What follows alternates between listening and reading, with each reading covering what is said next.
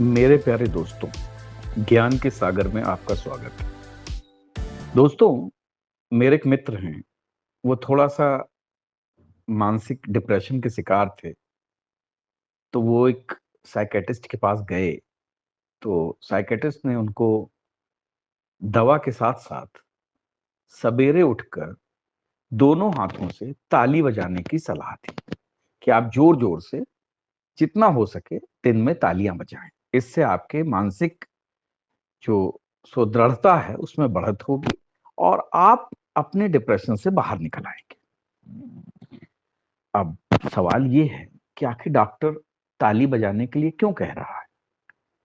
साथ ही साथ अगर आप हिंदू धर्म में देखें तो जो भी हमारी आरती होती है, भजन होती है, कीर्तन होती है, उसमें तालियां जरूर बजाई जाती हैं। क्यों? क्या हमारा सनातन धर्म एक वैज्ञानिक धर्म है, वैज्ञानिकता से भरा हुआ धर्म है, या इसमें भी कोई रहस्य है?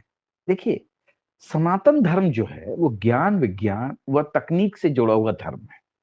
ये अलग बात है कि आज जो हमारे वामपंथी लिबरल कांग्रेसी जो आ गए हैं, ये इस धर्म को बदनाम करने के लिए या इसको मिटाने के लिए कमर कस चुके हैं। लेकिन सच्चाई यही है कि हमारा सनातन धर्म यह ज्ञान विज्ञान व तकनीक से जुड़ा हुआ है। अब देखिए, आप समझिए तालियों के पीछे रहस्य क्या है। डॉक्टर तो आज आ गए हैं, सनातन का जो विज्ञान है वो युगों युगों से चला आ रहा है। और सनातन धर्म की सबसे बड़ी खासियत यह है कि जो भी इंसानों के लिए अच्छा है उसको धर्म के साथ हमारे मनीषियों ने जोड़ दिया। अब आप देखिए, घर में हो चाहे मंदिर में हो या कहीं भी भजन कीर्तन और आरती होती है, सभी लोग मिलकर खूब तालियां बजाते हैं। ज्यादातर लोगों को ताली बजाने का कोई अर्थ नहीं पता होता है, क्योंकि हम अपने पूर्वजों को ऐसा करते हुए देखता हुआ चले आ रहे हैं। लेकिन इन तालियों को बजाने के पीछे विज्ञान क्या है, आध्यात्मिक और वैज्ञानिक दोनों तरीके इसके पीछे क्या हैं, क्यों लोग ऐसा करते हैं, चलिए आपको बताते हैं। ताली दुनिया का एक सर्वोत्तम एवं सरल योग है, या ये कह लीजिए सहज योग है। यदि प्रतिदिन आप नियमित रूप से ताली बजाते हैं तो आपकी कई तरह की स्वास्थ्य समस्याओं को सुलझाया जा सकता है।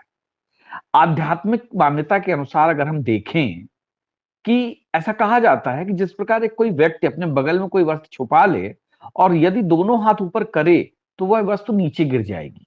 ठीक उसी प्रकार जब हम दोनों हाथ ऊपर उठाकर ताली बजाते हैं तो जो जन्मों से इकट्ठा पाप जो हमने स्वयं अपने बगल में दबा रखे हैं वो नीचे गिर जाते हैं, नष्ट हो जाते हैं, और हम ईश्वर के सामने सच्चे सच्चरित्र हो जाते हैं। कहा तो यहां तक जाता है कि जब हम कीर्तन के समय हाथ उठाकर ताली बजाते हैं उसमें काफी शक्ति होती है।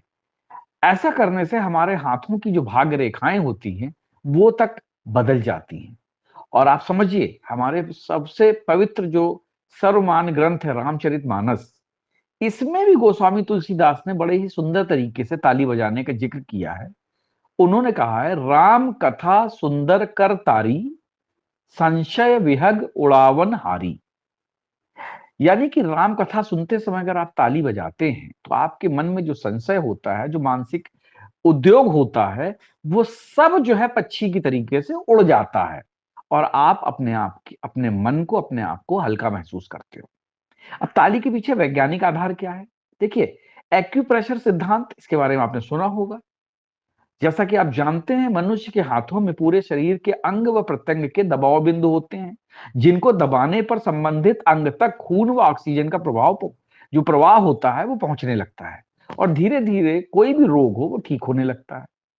तो अब इन सभी दबाव बिंदुओं को दबाने का सबसे प्रभावी व सरल तरीका ताली बजाना होता है।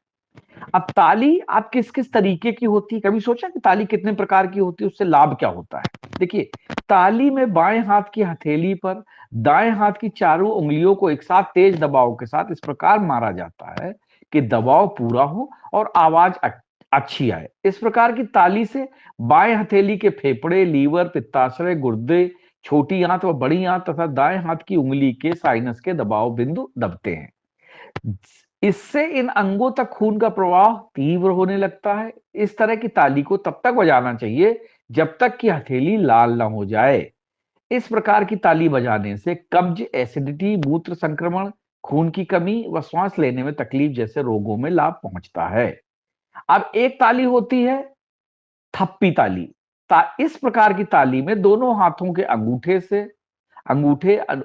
से कनिष्का, कनिष्का से तर्जनी, तर्जनी से सभी उंगलियां अपने समानांतर दूसरे हाथ की उंगलियों पर पड़ती हूं, हथेली पर पड़ती हो। इस प्रकार की ताली की आवाज बहुत तेज व काफी दूर तक जाती है।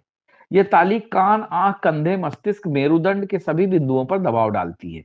एक्यूप्रेशर चिकित्सकों की राय में इस ताली को भी तब तक बजाना चाहिए जब तक कि हथेली लाल ना हो जाए। इस ताली को बजाने से फोल्डर एंड सोल्जर, डिप्रेशन, अनिद्रा, स्लिप डिस्क, स्पोगोलाइसिस और आंखों की कमजोरी जैसी समस्याओं में काफी लाभ पहुंचता है। एक होती ग्रिप ताली। इस प्रकार की ताली में सिर्फ हथेली को हथेली पर ही इस प्रकार मारा जाता है कि वह क्रॉस का रूप धारण कर ले।